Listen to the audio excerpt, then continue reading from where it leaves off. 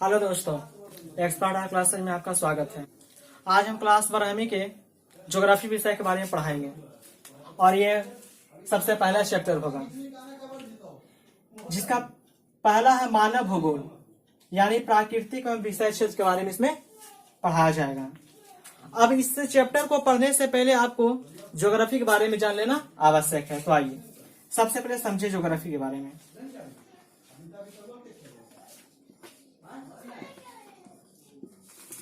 Geography का उत्पत्ति दो शब्दों के मेल से हुआ है, जिसका पहला है जियो, जिसका अर्थ होता है पृथ्वी, और अगला ग्राफी, इसका अर्थ होता है वर्णन। यानी इन दोनों का मेल कर दे तो यानी हो जाएगा पृथ्वी का वर्णन करना। यानी कह सकते हैं कि मेनली तौर पर अगर पूछा एक ज्योग्राफी किसे कहा जाता तो आपको बताना होगा कि हमारे पृथ्वी के संपूर्ण तरीके से वर्णन करना ही ज्योग्राफी कहा जाता है। आगे हम देखते हैं ज्योग्राफी यानी इसे बहुत सारे क्वेश्चन पूछ लिए जाते हैं कि ज्योग्राफी के पिता या पितामह किन्हें कहा जाता है या जनक किन्हें कहा जाता है। तो ऐसे अगर प्रश्न अगर रहे तो आपको बताना होगा कि ज्योग्राफी का जनक कहा जाता है इरेटोस्थनीज को।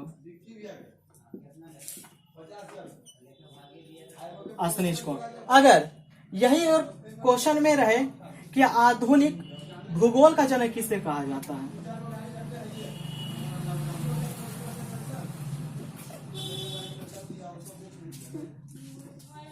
आधुनिक भूगोल का जनक किसे कहा जाता है, तो आपको बताना होगा फ्रेडरिक रेटजेल। यहाँ बताया गया भूगोल के दो भागों में रखा गया और इन्हीं दो भागों के बारे में इसमें पढ़ाया जाएगा। इसमें पहला होगा भौतिक भूगोल, यानी भौतिक भूगोल उसे कहते हैं जो हमारे पृथ्वी पर भौतिक स्वरूप में मौजूद होते हैं, जैसे पर्वत, पठार, मैदान। इन सारे क्षेत्रों के समूह को हम लोग भौतिक भूगोल के नाम से जानते हैं।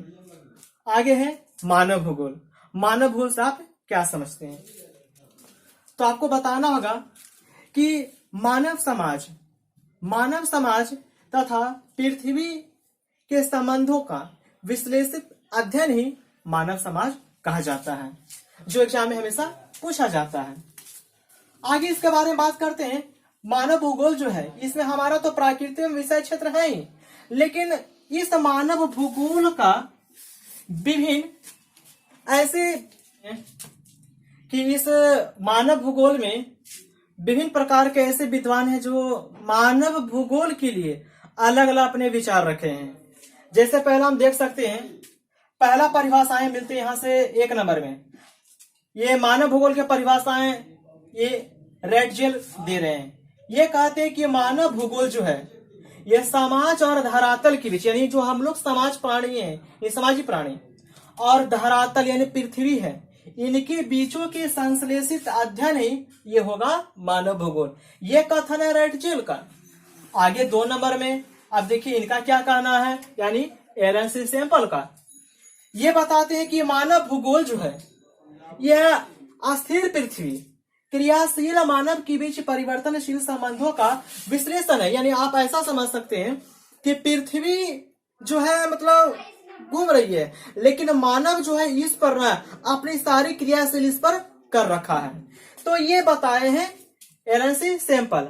और तीसरे विद्वान बताए हैं मानव भूगोल के बारे में।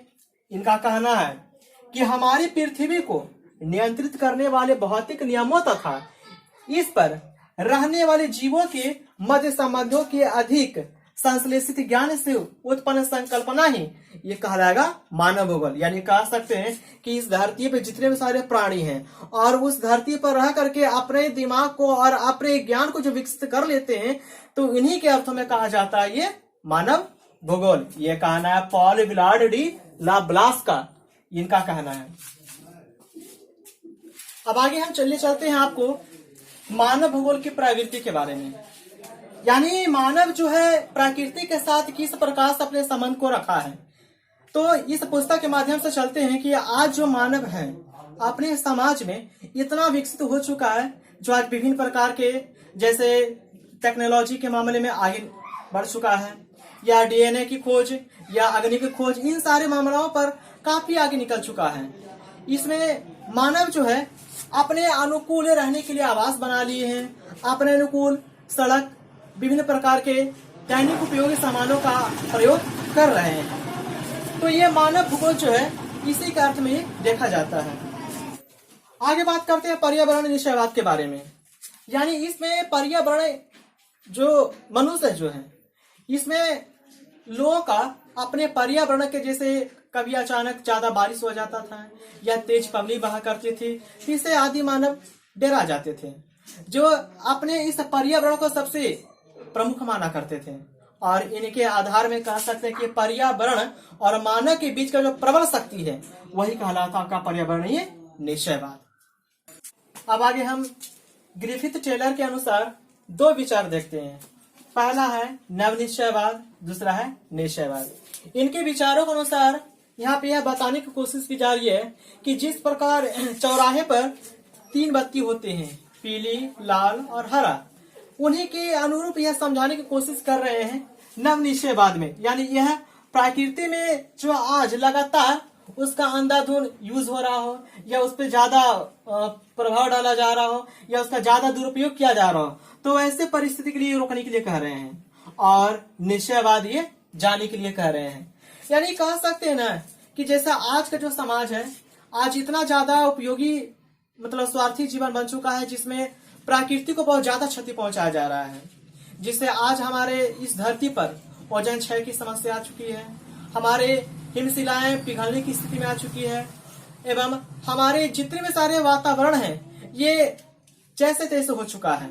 यानी यह ग्रिफिथ टेलर के अनुसार इनका यही संदेश बना है। अब आगे हमारा टॉपिक रहा है समय के गलियारों से मानव भूगोल। अब इसके बारे में हम यह जानते हैं कि मानव इस भूगोल के अंतराल में पहले के जितने भी सारे मानव थे, उनकी जितनी सारे खोजें थे, तो उनका खोज करना काफी कठिन था।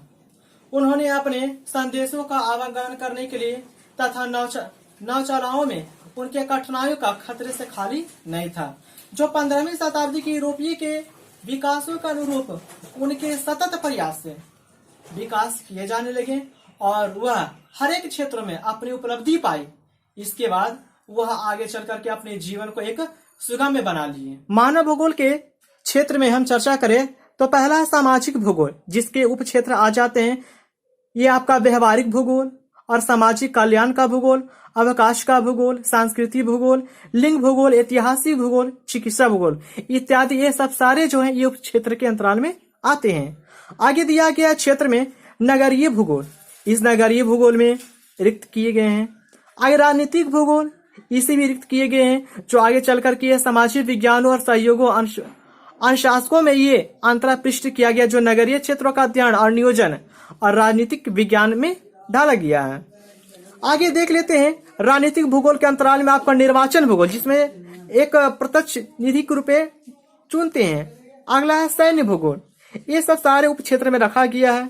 जनसंख्या भूगोल, इसके साथ अवकाश भूगोल, आर्थिक क्षेत्र भूगोल, इसके देखा जाए उप क्षेत्र में संसाधन भूगोल आ जाते हैं, जो ये आर्थिक भूगोल में होते हैं। कृषि भूगोल, उद्योग भूगोल, विपणन भूगोल, पर्यटन भूगोल, अंतर्राष्ट्रीय व्यापार का भूगोल। तो हेलो दोस्तों, अगर ये वीडियो आपको अच्छी लगी है तो लाइक, शेयर और सब्सक्राइब करना न भूलें।